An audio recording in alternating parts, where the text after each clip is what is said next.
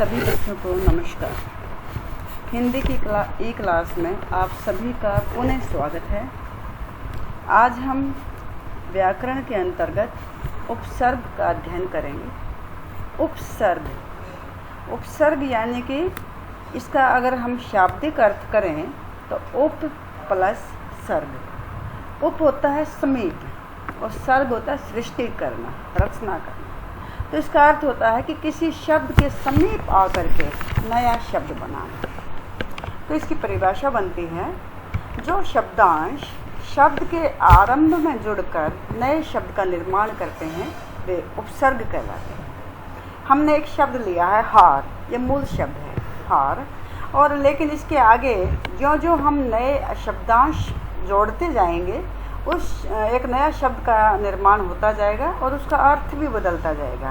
अब आप यहाँ पर देखेंगे कि एक हमने हार शब्द लिया है, मूल शब्द है हार। ये यहाँ पर देखिए ज़रा, ये हमने लिया है हार, मूल शब्द है हार। और इसके आगे मैं प्र जोड़ूंगी। अब यहाँ पर प्र शब्दांश है और उसके साथ मैं हार को जोड़ूंगी। तो ये देखिए ज़रा, प्र प्लस में हार, यहाँ प्र प्लस हार, प्र इसमें उपसर्ग है, ये शब्दांश है। तो इसके साथ मैंने हार को जोड़ा, जिसका तो एक नया शब्द बनता है प्रहार। तो ये बनता है एक नया शब्द। इसमें क्या है, उपसर्ग हमारे पास है प्र, इसमें हमारे पास उपसर्ग क्या बनेगा, इसमें उपसर्ग होगा हमारे पास प्र। और जब हम इसके साथ प्र, इसका में हमारे पास मूल शब्द है और प्र के साथ अगर हम हार जोड़ेंगे तो इससे हमारा नया शब्द बन जाएगा प्रहार। तो इसमें आप देखेंगे कि जो हार था वो एक गहना होता है जो पहना जाता है, और इसके साथ अगर मैं प्र जोड़ देती हूँ तो उससे हमारा अर्थ ही बदल जाता है। मैंने हार जोड़ा तो इसका अर्थ बन गया है, ये शब्द बन गया है प्रहार। तो ये देखिए ज़रा, प्रहार शब्द बन गया है। तो यहाँ हार मूल शब्द है, प्र उपसर्ग है, शब्दांश है जो हार के साथ जोड़ा गया और एक नया शब्द बन गया है प्रहार। इसी तरह से हार ही शब्द मैं लेती हूँ आगे भी। जो हार है ये हमारा हार शब्द है और इसके साथ मैं यहाँ पर आ जोड़ देती हूँ, आ प्लस हार। तो ये हमारा बन गया है, ये हमारा शब्द बन गया आहार। देखिए ज़रा, आहार भोजन। तो अगर एक मूल शब्द हम लेते हैं, उनके साथ मैं शब्दांश अलग अलग जोड़ती जाती हूँ तो इनसे नए नए शब्दों का निर्माण होता है और उन शब्दों का अर्थ भी पूरी तरह से बदल जाता है। तो यही होते हैं उपसर्ग, यानी कि ऐसे शब्दांश जो किसी भी शब्द के आगे लग कर, आरंभ में लग करके, यानी कि आरंभ में लगते हैं। ये आपने हार शब्द लिया और इसके आरंभ में हमने प्र जोड़ा, तो ये आरंभ में जोड़ने की वजह से नया शब्द बन गया प्रहार। इसी तरह से आपने हार शब्द लिया, इसके आरंभ में आपने आ उपसर्ग जोड़ा तो इससे नया शब्द बन गया है आहार। यानी कि उपसर्ग हमेशा शब्द के आरंभ में जोड़ते हैं और एक नया शब्द बना देते हैं। इसी तरह से हार को ही हम आगे बढ़ाएंगे। हार शब्द है, उसके साथ अगर मैं सम जोड़ देती हूँ, हार के साथ अगर मैंने सम जोड़ा है तो आप देखेंगे कि वो शब्दांश, वो शब्द बन जाता है संहार, विनाश करना। तो इसी तरह से अगर मैं सम के साथ में हार जोड़ती हूँ तो ये संहार बन जाता है, जिसका अर्थ होता है विनाश करना। ये यहाँ पर मैंने हार जोड़ा है और ये हमने जोड़ा तो इससे हमारा जो शब्द बन गया है आगे, वो बन गया है संहार, और संहार का अर्थ होता है विनाश करना। और इसी तरह से मैं आगे देखिए ज़रा, यहाँ पर मैंने वी उपसर्ग लिया है, वी शब्दांश लिया है और इसके साथ मैंने हार जोड़ दिया है। ये हार हमने जोड़ा है और आप देखेंगे कि इसका अर्थ बन जाता है, ये शब्दांश बन जाता है विहार। विहार का अर्थ होता है घूमना। तो आप यहाँ पर देखिए ज़रा, हमने एक हार शब्द लिया था, मूल शब्द था हार, उसके आगे हमने पहले प्र जोड़ा, उसके बाद हमने आ जोड़ा, उसके बाद हमने सम जोड़ा और इसके बाद हमने वी जोड़ा। अलग अलग उपसर्ग हमने जोड़े और आप देखते हैं कि सभी में अलग अलग शब्द बनते हैं और हर एक शब्द का अर्थ भी अलग अलग होता चला जा रहा है। तो यही उपसर्ग की विशेषता है कि उपसर्ग एक ऐसा शब्दांश होता है जो कि अलग अलग मूल शब्दों के साथ जोड़ा जाए तो एक नए शब्द का निर्माण वो कर देता है और जो पूरी तरह से शाब्दिक अर्थ में अलग होता है। तो हार के साथ हमने अनेक शब्दांशों को जोड़ा, उपसर्गों को जोड़ा और एक नए शब्द का निर्माण हमने कर दिया। अब हम बात करते हैं कि हिंदी में कितने तरह के उपसर्ग प्रयोग किए जाते हैं, कितने तरह के उपसर्गों में बांटा गया है। तो 3 तरह के उपसर्ग होते हैं। पहला होता है तत्सम उपसर्ग। पहला है तत्सम यानी कि जो संस्कृत से हिंदी में आ गए हैं, ज्यों के त्यों। फिर होता है तद्भव उपसर्ग। तद्भव उपसर्ग का मतलब होता है जो हिंदी के उपसर्ग हैं, जो संस्कृत से आए लेकिन हिंदी में उनको परिवर्तित कर दिया गया, हिंदी के उपसर्ग कहलाते हैं। आगत उपसर्ग होते हैं जो अंग्रेजी से, उर्दू से, फारसी से, यानी जो विदेशी भाषाएं हैं उनसे जो आए हमारे बीच में और हम उनका आराम से उपयोग करने लगे तो उनको कहते हैं आगत उपसर्ग। ये ज़्यादातर होते हैं अंग्रेजी, उर्दू, फारसी के उपसर्ग। सबसे पहले हम बात करेंगे तत्सम उपसर्ग जो संस्कृत के उपसर्ग कहलाते हैं और जो हिंदी में ज्यों के त्यों प्रयोग किए जाते हैं। आप देखेंगे यहाँ पर अति उपसर्ग है। अति उपसर्ग है जिसका अर्थ होता है अधिक, और इसको हम यहाँ पर नए शब्द निर्माण होते हैं। अति प्लस में अधिक, अत्यधिक, अति प्लस अंत, अत्यंत, अति प्लस रिक्त, अतिरिक्त, अति प्लस शय, अतिशय। एक अति उपसर्ग है, शब्दांश है जिससे हमने इतने शब्दों का निर्माण कर दिया है। और इसी तरह से आप देखेंगे अधि उपसर्ग है और उससे हमने अधिकार, अधिपति, अधिनायक, ये 3 हमने नए शब्द बना दिए हैं। यानी कि कार के साथ हमने अधि उपसर्ग का प्रयोग किया, अधिकार बन गया। पति के साथ हमने अधि उपसर्ग का प्रयोग किया, अधिपति बन गया। नायक के साथ हमने अधि का उपयोग किया और ये अधिनायक बन गया। इसी तरह से आप आगे देखेंगे अनु हमने उपसर्ग लिया है। अनु से हमने इतने शब्द बना लिए हैं, अनुचर, अनुशासन, अनुकरण, अनुसार। इनमें आप देखते हैं कि चर, करण, सार, शासन, ये सब आपके मूल शब्द हैं और जिनके साथ हमने अनु उपसर्ग लगा दिया है शब्द के आरंभ में और ये नए नए शब्दों का निर्माण हो गया है। उसी तरह से आप देखेंगे अप उपसर्ग लिया है हमने और आपके उपसर्ग लगाने से नए शब्दों का निर्माण हो गया है अपयश, अपमान, अपकार। तो इसी तरह से आप नए जो शब्द बनाना चाहते हैं उसके आरंभ में आप एक उपसर्ग लगा देते हैं तो नए नए शब्दों का आप निर्माण कर पाते हैं। तो मूल शब्द होता है और उसके साथ हम शब्दांश लगाते हैं और वो शब्दांश मिल करके उसका अर्थ बदल देता है और नए शब्द का निर्माण कर देता है। यहाँ आपने पढ़ा कि जो तत्सम शब्द होते हैं यानी जो संस्कृत से ज्यों के त्यों हिंदी में आ गए और उनका प्रयोग किया जा रहा है तो वे उपसर्ग हमारे तत्सम उपसर्ग कहलाते हैं। और ये अति, अधि, अनु, अप ये उपसर्ग हैं और मूल शब्द होता है इसमें जैसे अधिक, अंत, रिक्त, ये मूल शब्द हैं और इनके साथ इन मूल शब्दों के साथ जोड़ने से नए शब्दों का निर्माण बन गया है अत्यधिक, अत्यंत, अतिरिक्त। इसी तरह से आप लगातार इनको नए शब्दों का निर्माण करते चले जाएंगे। अब आगे देखिए, जैसे हमने और भी लिए हैं, अभी उपसर्ग लिया है और इनसे नए शब्द बने अभियान, अभिषेक, अभिनय, अभिमुख। उसी तरह से अव उपसर्ग लिया है और अव उपसर्ग से बन गया अवगुण, अवनति, अवतार, और इसी तरह से आगे देखिए जरा आ उपसर्ग लिया है, उससे हमने नया शब्द बना दिया आजीवन, आगमन। और ऊपर भी आपने देखा था आहार, हार के साथ लगाया था ना हमने, तो आहार। इसी तरह से हम आहार को यहाँ पर भी हम शामिल कर सकते हैं। तो एक और हमारे पास ये आ जाएगा, ये जैसे कि बनेगा हमारा आहार। चलिए यहाँ से आगे बढ़ते हैं। यहाँ पर हम इसको टाइप कर सकते हैं आहार, तो एक और हमारा शब्द बन जाता है जो ऊपर भी आप पढ़ चुके हैं। उत, आप देखते हैं यहाँ पर हलंत है, ये ध्यान में रखना। उत में तय हलंत है यानी तय आधा है और उत का अर्थ होता है ऊंचा, श्रेष्ठ।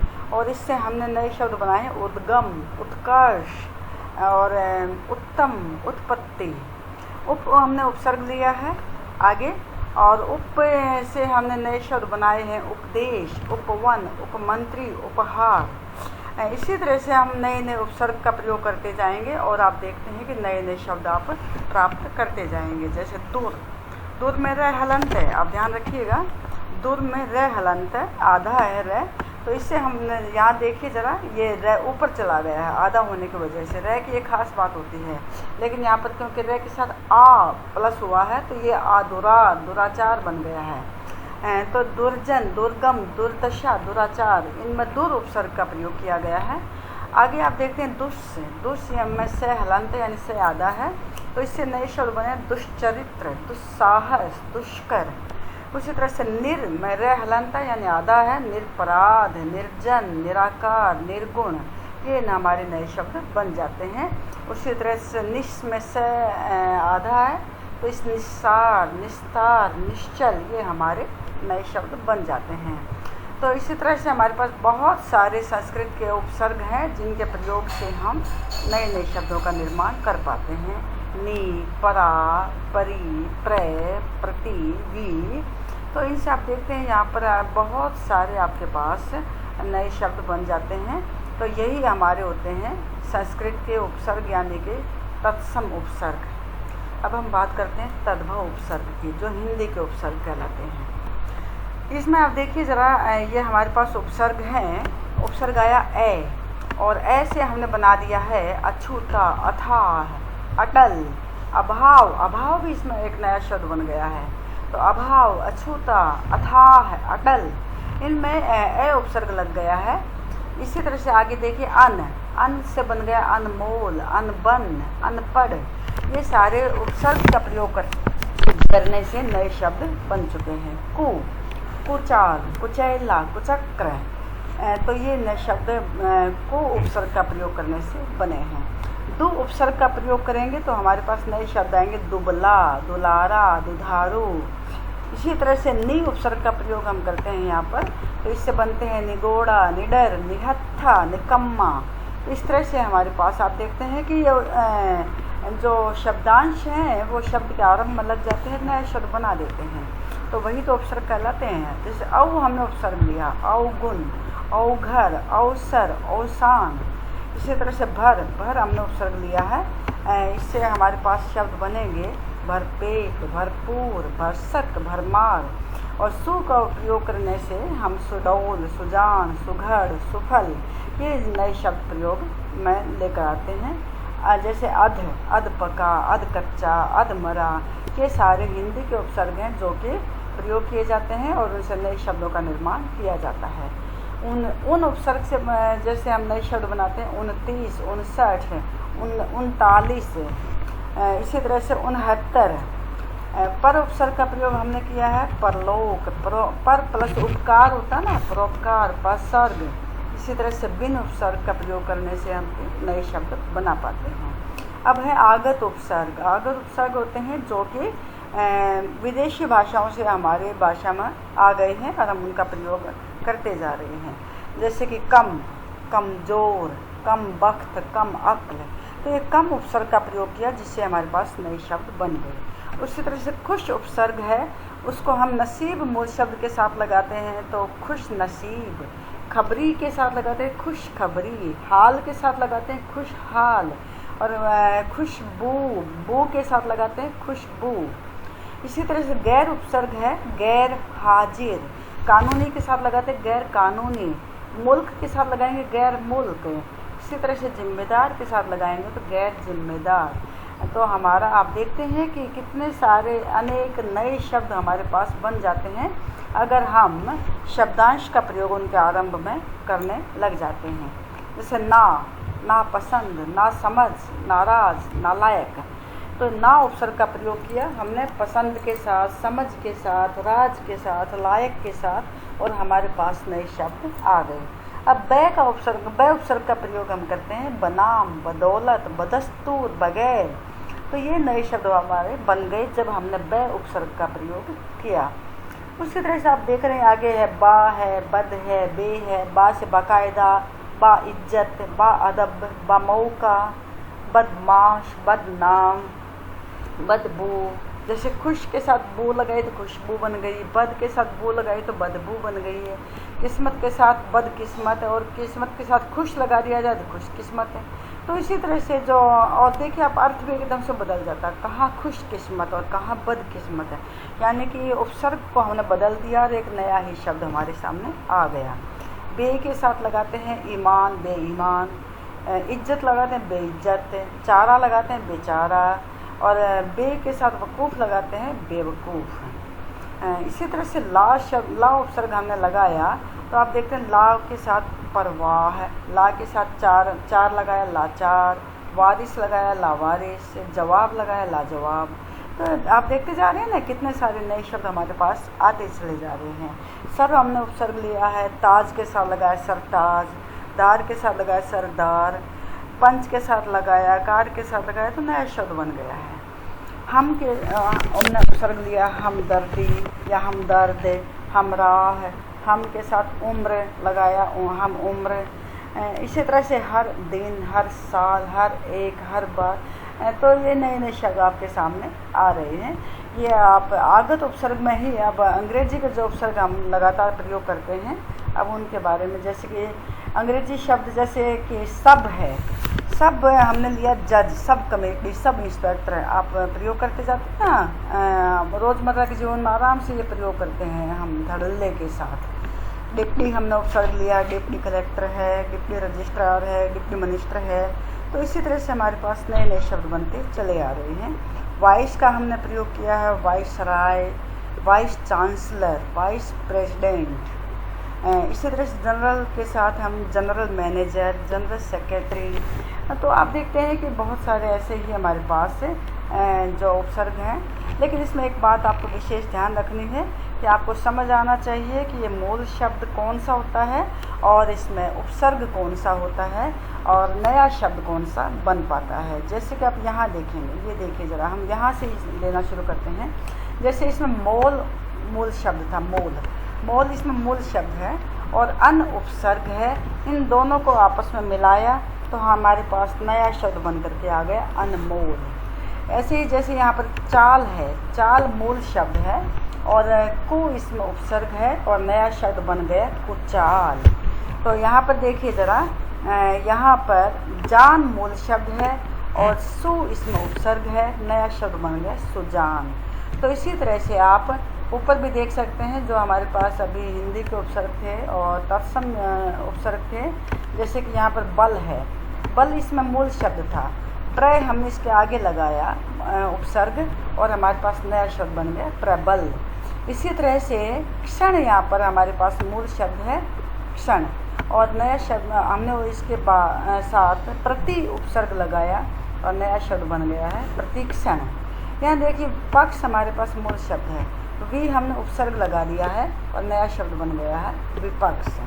तो इसी तरह से यहाँ पर देखिए ज़रा, गमन इसमें क्या है, गमन इसमें मूल शब्द है, आ इसमें उपसर्ग है और नया शब्द बन गया आगमन। इसी तरह से मंत्री इसमें मूल शब्द है और उप इसमें उपसर्ग लगा दिया है, नया शब्द बन गया उपमंत्री। तो आप परीक्षा में भी आपसे ऐसे पूछा जा सकता है, जैसे ये आपको दे दिया है और इसमें आपको कहा जा सकता है कि इसमें से उपसर्ग निकालिए। तो आप इसमें उपसर्ग का मतलब है जो आरंभ में जुड़ा हुआ है। तो आप देखते हैं कि यहाँ पर आरंभ में उप जुड़ा हुआ है तो आपको लिखना पड़ेगा उप। तो इस तरह से आप उपसर्ग निकाल सकते हैं। या आपको कहा जा सकता है कि उप उपसर्ग जोड़ करके एक नया शब्द बनाइए तो आप इसमें लिखेंगे उपमंत्री। तो इसी तरह से आपको उपसर्ग निकालने के लिए भी कहा जा सकता है और उपसर्ग आपको जोड़ करके नया शब्द बनाने के लिए भी कहा जा सकता है। तो ये उपसर्ग था, उम्मीद आपको समझ आया होगा।